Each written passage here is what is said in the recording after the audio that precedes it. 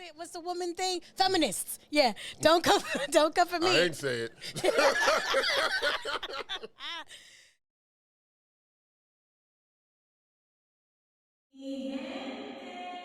I see you. It's me. It's me. It's me. It's me. It's me. It's me, Shelle, bitch.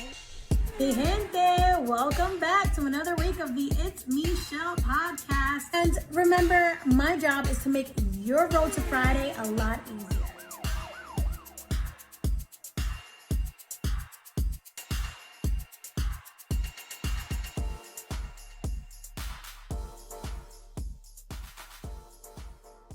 Good morning, good afternoon, or good evening, depending on where in the world you are, mi gente.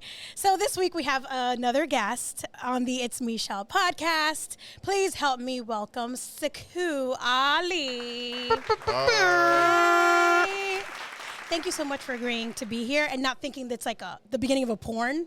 Because I realized that as I was going downstairs to open up the door, I'm like, yo, this is weird. Like, all you need is porn music. And like, wah, wah, wah, wah, wah, wah.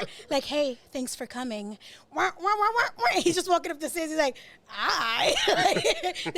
I'm like, I'm sorry for the stairs. He's like, I need to get my steps in. It was a moment. You know, I'm just glad when I walked into the studio, there was no plastic on the floor. So it was okay. So I felt safe. I was in a safe space. Babe, what's that movie where she does a porno or they do a porno? Zach and Miri does a porno? Zach and, yeah. Damn. Zach and Mary or Miriam? It was Miri. It's Miri, right? I think it's Miri. Zach and Miri. Okay, well. Either way, that's not what's happening here. This is family friendly. Exactly. So here we are. So I always like to start with an icebreaker. And this is all about you. So my first question, where are you from? I am born and raised in Queens. Yay! Woot woot! Born and raised in Queens. All your life. All my life. Have you ever lived in any other borough? I had a little 3-year break in Freeport, Long Island, but yeah, majority of my life, Queens. Is that another borough? I mean, no. Not really. Well, let's see. Before you realize, because in case you guys didn't know, I'm into, bring it down. My husband is telling me I have to bring the mic down. You get so angry at me. So in case you guys didn't know, he is a comedian / police officer. Detective. Yes? Oh, I'm so sorry, detective. Oh, no. Well, now I feel bad. Like, yo, don't be short my I rank. know, right? Like, I am so sorry. I'm so sorry, sir. So, before you realized that you wanted to be a comedian, was there anything else that you thought, as a child, a mere child, you know what? I'm going to grow up and I'm going to be this. I probably thought at some point, because of David Dinkins, thought I might be mayor of New York City. Oh. Yeah, but after what's going on with Adams right now. Thank you. You know what? I wasn't going to say anything because you are a detective. And I know who signs your checks. But but since you brought it up, yeah, that's our homeboy now, isn't it? Yeah. He was also born and raised in New York City. Yes, he was. Isn't it great?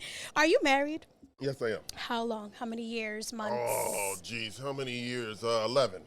11 years. 11-year bid. Damn. Y'all in love? Oh, yes. Okay, good. Do you have children? I have one daughter, 9 years old. You're so Her name's smart. You only had, Sade. hey, Sade. How you doing, girl? You had one? I only got one. You're living the dream. Kind of. I mean, you know, they're expensive. I don't know why people do 2, 3, 4, 5. Yeah. Like, it's not like you get a group discount. That's us. And we don't get discounts How many you got? at all. So 2 biologically mine, 2 biologically his. Altogether, we have 4. Okay. And our youngest is 9. All right. So 2 short of the Brady Bunch. Yeah. So every time we do videos and stuff, we're always like, but it never works out. We just look really like a crazy black family.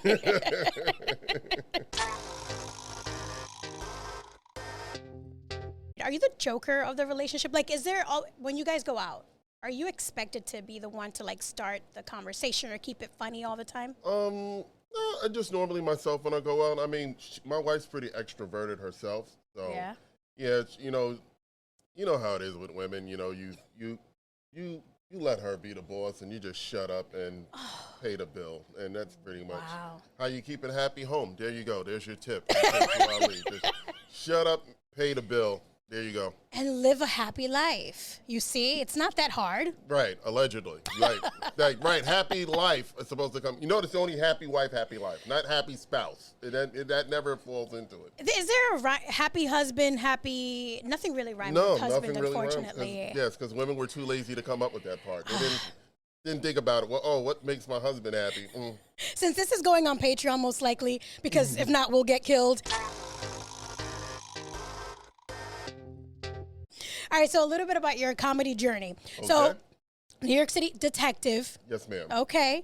I'm trying to see how I can word this because I know NYPD, they're super secretive. My husband is retired, so he's only half as secretive. So can you talk about that? Like, what do you, as a detective, what do you do? Or I'm in narcotics, and basically, I handle narcotics investigations and stuff like that when I'm not on stage. Oh. That's what's up. You know, a little bit of The Wire, a little bit of Training Day without the felony. Oh, Training Day. I think that's a movie that a lot of police officers now were like, yeah, we gonna do it. Oh, I love Training Day. Right? I love Training Day. Training Days. I mean, who doesn't? That's Denzel. That's peak Denzel right there. It really was. Right. It really was. And then hubby over here. What was your movie, babe? Can you tell me what movie was it? I don't remember. Oh, never mind. Bad Boys. Bad Boys, yes. He thought he was going to run around like Will Smith with a silk shirt on. Mike Larry with a silk shirt on in the heat. Mind you, he's always lived in New York City. He's never lived in Miami. Right. So I don't know where the heat was at 24/7, 365 with a shirt, and his guns were going to be showing. He was going to have that cool holster, and it didn't work out. No, that's not how they No. They were like, sir, please return your holster. Plus, you can't drive around in a Lamborghini on duty. That kind of. Oh, you can't? No. So what the hell's I would need a perk here. I need a perk. All right, so when did you realize that comedy was something you wanted to pursue? Well, actually, before I went into the police academy, I would say probably a year or two prior, I was doing stand-up. And then once I got into the academy, they told me, oh, you can't have any side jobs and stuff like that while you're on probation. So I just stopped doing comedy for years, and then the bug started scratching. So I decided to go back on stage and see what it do. So wow, that's what's up. So if you didn't join the academy, you would have probably still been or on that road a lot sooner or a lot earlier. Right. See, this is what happens, and to anybody out there. Probably when you have an idea in your head, ask people older or wiser. Because let me tell you something very dumb that I did. Oh, no. So when about the time I did this show, and I got this feedback from a comedy club owner, and he told me that your level of comedy right now, and I was like 21 years old, he was like, you're funny enough to be on cruise ships. I was like, cruise ships? I was like, okay, well, how much you make on cruise ships? Said at this time, this is 1999, like, $50,000 a year. I was like, oh, okay. Okay. I was like, I could be a cop making $50,000 a year. I'll just go be a cop. But me as a dummy, I didn't take that, that was my floor, not my ceiling. And this is what happens when you don't talk to people. Yeah. In my mind, I just thought, well, this one guy said that I'm maxing out on cruise ships. And I was like, that's not what he said at all. At all. That's what I heard. Totally not what he said. And you know what? And that's one of those things you just wake up one day. It's like, oh, shit, that's what he said. Like, so here I am. Don't you hate that, though? When you sit back, you're like, yo, like, it went right over. Yeah, I totally get that because that's my life now. All right. So the comedic process, at least my process, which I'm not saying I'm a comedian, ladies and gents out there. Do I aspire to be one? Maybe. But what is your process as far as like writing or coming up with your jokes? Really just life. I try to write a joke a day. I fail at that miserably. So if I get 2 jokes a week, I'm happy, But really just living my life. I would say that in terms of, course material comes from work, my family, stuff like that. I'd also say a good amount of material just comes from sitting at a bar. Really? Right, drinking is fundamental. So just sitting at a bar and bar conversation, that's also probably a good 50% of my material. Nice. Look at that. I always thought it was like some elaborate process, like you have to sit down in a room and think jokes and, did this make me cackle? Is this fun? No, I'm horrible at that. Me being alone with my own thoughts? No. That's how people commit suicide. I don't do that. Suicide awareness is real. Very real. You know if you're crazy, don't be alone with your thoughts. Right. Because they start talking back. Right. By the way, I have a theory on that. I think the thing is, when it comes to schizophrenics and people that hear voices, we only talk about the people that hear bad voices. But the thing is, it makes no sense because there has to be some schizophrenics that hear good voices. Okay. We only focus on the bad. Because there's got to be somebody that hears a voice in their head said, hey, bro, call your mom. Yo. Right. For real. It was like, yo, you shouldn't cheat on your wife. Like, there's got to be positive voice schizophrenia. And then you'd be like, I want the pill for that. Yo, can we shed light on this? Yes. Positive voice schizophrenia. Yes. It exists. That's got to be a disease that exists, and I want it. You know what? Can we do like a study? Because that's what doctors do, right? They start studies and research and all that shit. Positive voice schizophrenia. You heard it here first, ladies and gentlemen. All right? I diagnosed it. Now they're going to name it after you. And it's like, do you really want schizophrenia named after you? Maybe it's positive. Like, oh, shit, I should study for my SATs. Damn. Positive schizo. We love it. And speaking of schizophrenia, have you ever been booed or heckled? That was a terrible segue. Who needs segue? Right. And of course, yes, 100%. How do you handle that? It depends. When I wasn't funny, it was deserved, and I just walked off the stage with my head in shame. Now, now it's just like, it depends on the level of booing or the level of heckling. Not all hecklers are the same. Okay. There are some hecklers, strangely enough, they think that when they want to be part of the show, and they think that they're helping you by interrupting and being rude. Because they're like, I want to give you the moment to insult me. Right. Oh, okay. And those people, very easy to deal with. They just want to feel special. They want some attention. You got some other people that just 100%, and this is rare because once you get better as a comedian, hecklers should be few and far in between if you're being funny. But if you got some people that just think you suck, then it's just like, woo. Well, then I hope I'm capable of making you part of the show, since you voiced your disapproval so loudly. And there's some people that's never going to make happy. Like, it doesn't matter. They're just drunk and disorderly. It doesn't matter what goes on the stage. Right. Doesn't matter. It's never going to be funny to them. They don't care. And you just got to deal with it accordingly. See, but I think that sucks because if I'm never going to make you happy, why do you even come to the show then? Well, this is the thing. Well, a lot of clubs, they're just handing out the tickets to whatever drunk people that's going to come get the 2-drink minimum. So you just got to deal with it. If they come, like, hey, I need to make money as the club owner. I need a butt in that seat. I don't care about the quality of butt in that seat as long as they're going to pay the admission and buy their 2 drinks. And you, as a comedian, you got to deal with that accordingly because you understand you have to deal with this person too. I mean, that's part of the game. So. Do you think about other people's sensitivity when you're writing or coming up with your jokes, or is it just like, I'm going to say it tasteful or distasteful as it is, I don't care? To a point, because you never want to get on stage and hurt people's feelings. Right. So that's the thing, and there's always the thing with punching up, punching down. You don't ever want to punch down. But there's also things, some things are funny and some things are funny. Like, I think that me personally, I don't get on stage just to make fun of groups or this, that, and the other. Yeah. If anything, I want that group to be part of the joke, and that's how I think I write my jokes. And I like to do a lot of misdirection, so I might have a joke where I seem very homophobic or I seem just like that, and I totally flip it around. Yeah. And then, you were on the verge of about to hate me. Right. And I was like, oh, then, surprise. Right. Like, hey, it's me. But, sometimes even I thought I had a joke like that, and you know what? I still wind up hurting a guy's feelings. But then like, so what? There's only so much you can do. Right. I think some of the best advice I ever got is when you are killing it, when you're at your best as a comedian, you're only making 80% of the audience laugh. So if you're making only 80% of the audience laugh, why the hell you care about the 20%? Because nobody hears them over the applause and the laughs anyway. Right. And once I put that in my mind frame, that's how I approach it. Yes, let's go. Ooh, I like that. Because it's true. I mean, it's all about numbers, right? That's all. We all think about stats and the likes of a video, whatever. So if 100 people like it, don't have to worry about that. Right. Okay, I like that. If only 80% of 320 million people in America like me, I'm still going to be so worried about that 20%. Now, let's think positive schizo thoughts, okay? Exactly, positive. Schizophrenics. Who influenced your comedy style or comedic style?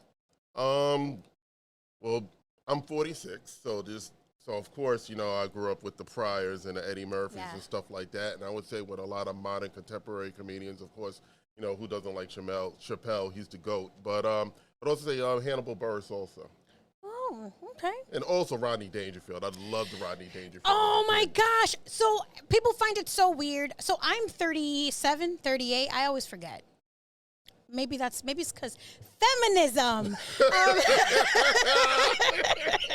So when people are like, Rodney Dangerfield, I'm like, yeah, I used to watch it. My dad used to watch it. So I'm like, I get no respect. And they're like, okay. Like, people find it really weird. Right, because, people look at Rodney Dangerfield now, it's like that style of comedy doesn't really exist anymore. Right. But the thing is, though, Rodney used to be a beast. Like, the thing about Rodney is you think of his jokes, like the way those jokes are now, and they're just still funny.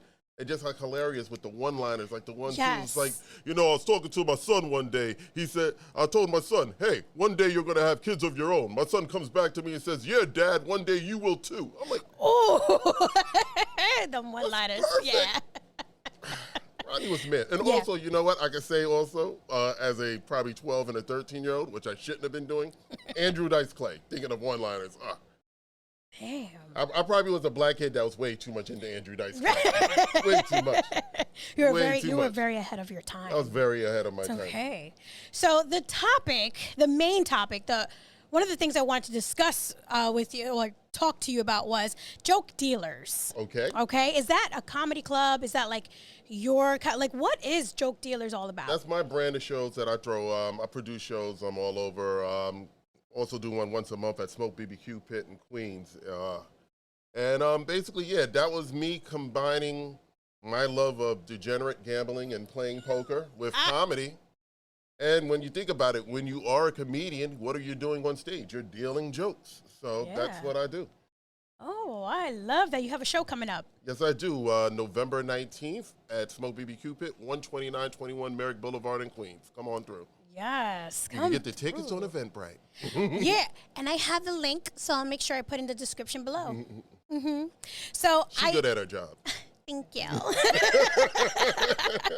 So I usually have a segment, I call it the fiery seat of heat, because sometimes I just say shit that's redundant, and for some reason, I think I am the most hilarious person in the world. As you should. Thank you. Oh my God. Today's all about women.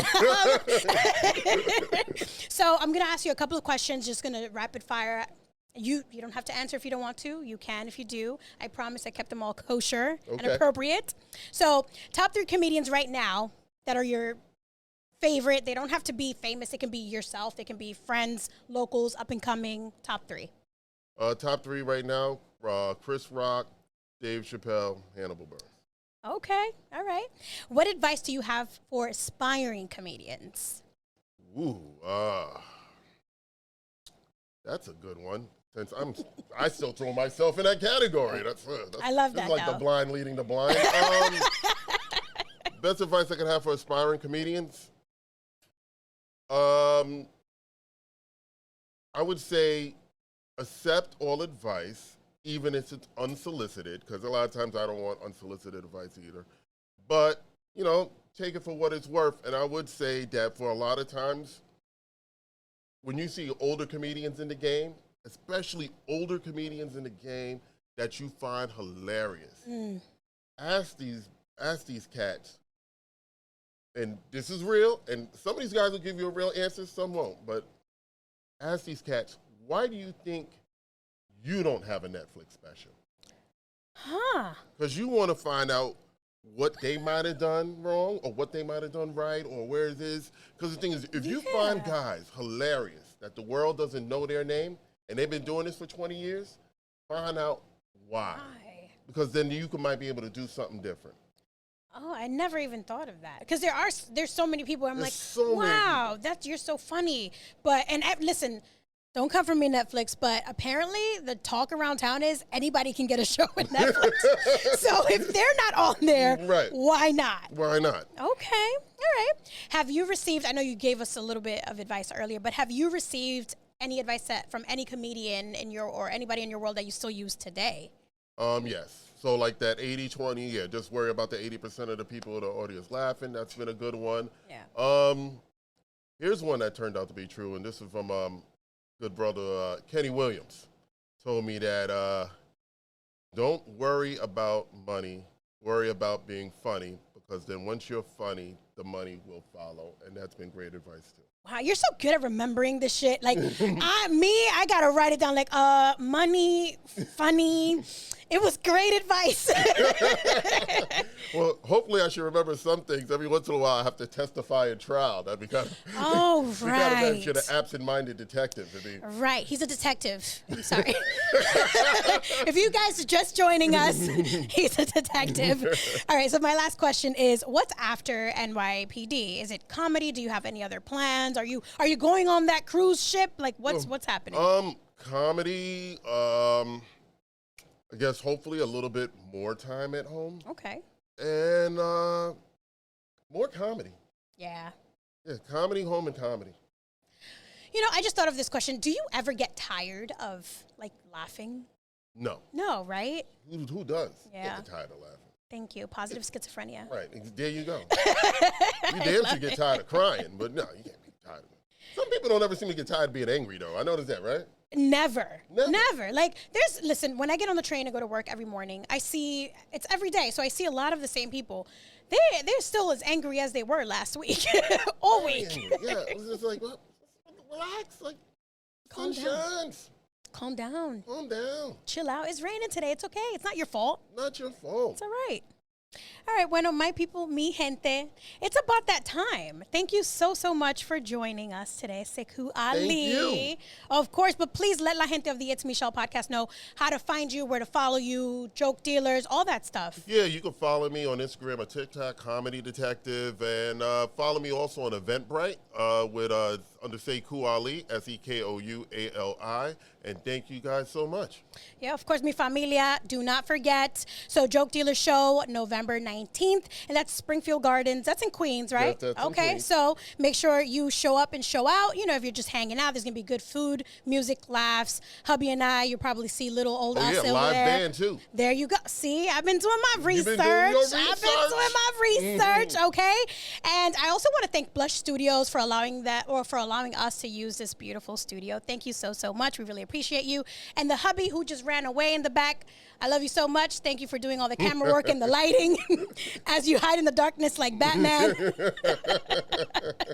And don't forget to follow your girl on Instagram at itsmi.chelle. Click the link in the bio. It'll take you to all my other socials, Patreon channel, YouTube channel, all that good stuff. And with that said, peace and love. We out. I see you. It's me. It's me. It's me. It's me. It's me. It's me. It's me. It's me. It's me. Shelle.